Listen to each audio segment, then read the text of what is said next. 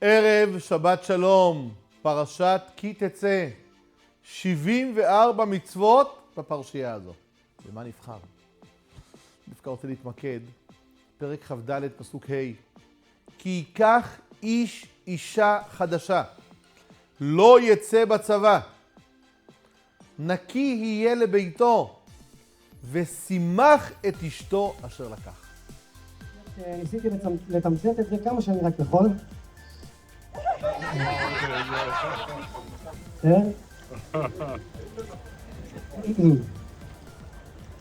אז ככה.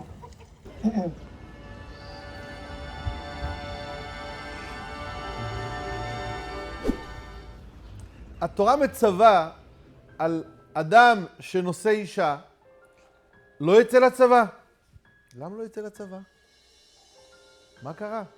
נקי יהיה לביתו ושימח את אשתו. התורה מדגישה, היא רוצה שתבנו את הזוגיות על יסודות איתנים, אל תצא מהבית. אז שהתורה תכתוב, לא ייסע לחוץ לארץ, לא ייסע להיות עם חברים. למה דווקא צבא לא יהיה?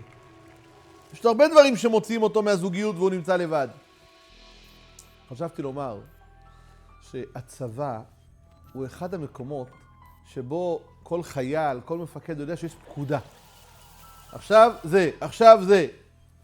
יש היגיון, אין היגיון, לא רלוונטי. זה פקודות. באה התורה ואומרת לך, אתה מתחתן, לא יצא לצבא. אל תיקח את הפקודות שאתה זוכר, בבית אין פקודות.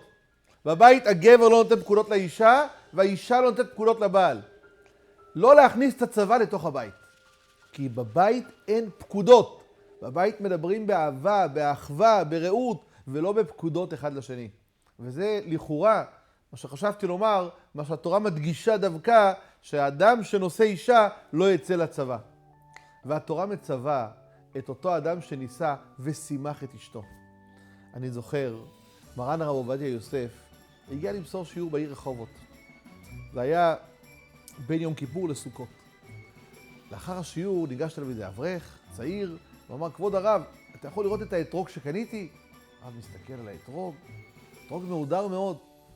הרב פונה אליו, אומר לו, כמה עלה לך האתרוג? אומר לו, $100.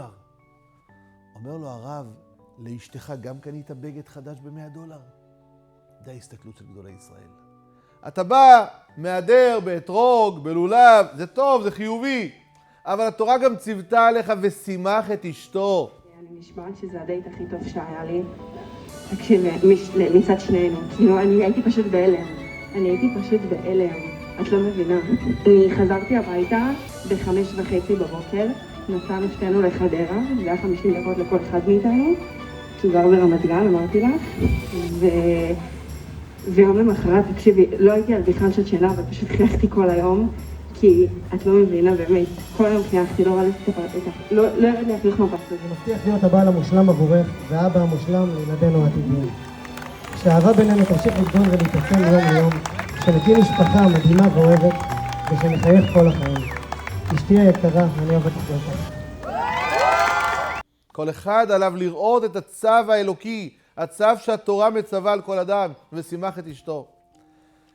סבי הצדיק, רב אריה לוין, שהסמל ודוגמה לזוגיות, כולנו מכירים את המשפט שהזכרנו אותו כבר גם בעבר, שהרבנית לא חשה בטוב, אמר, רגל של אשתי כואבת לנו. איפה זה התחיל? כשהוא נשא את רעייתו, הסבתא הרבנית ציפורה חנה, לאחר החופה, הוא נכנס לחדר איחוד. הסבתא ציפתה לאיזה מתת יד, צמית, שרשרת, נהוג שהחתן נותן מתנה לכלה.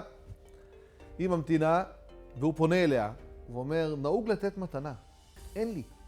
הוא היה פליט, פרח מרוסיה. אבל הוא אמר לה, אני רוצה לתת לך מתנה רוחנית שתלווה אותנו כל החיים. מה הוא נתן לה? הבטיח לה בליל החתונה. שבמהלך כל שנות חייהם הזוגיים, אם יהיה ויכוח בבית, הוא יהיה הראשון שיוותר לה. הסבתא הבטיחה לו את המתנה בחזרה. והבית של רב אריה לוין והסבתא ציפורה חנה הוקם על אדני היסודות של ויתור הדדי. כי ייקח איש אישה, נקי יהיה לביתו, ושימח את אשתו. כל אחד שהולך להקים בית, יחשוב על הדברים הללו.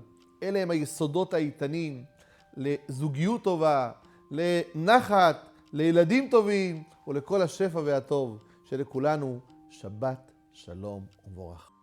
וכמובן, בימים אלו שמבקשים סליחות, יש פה את כל האופציות. יש כאלה אוהבים 12:30 בלילה, חצות הלילה. יש פה מניין סליחות, 6 בבוקר. יש גם 6 אחר הצהריים, לפני מנחה.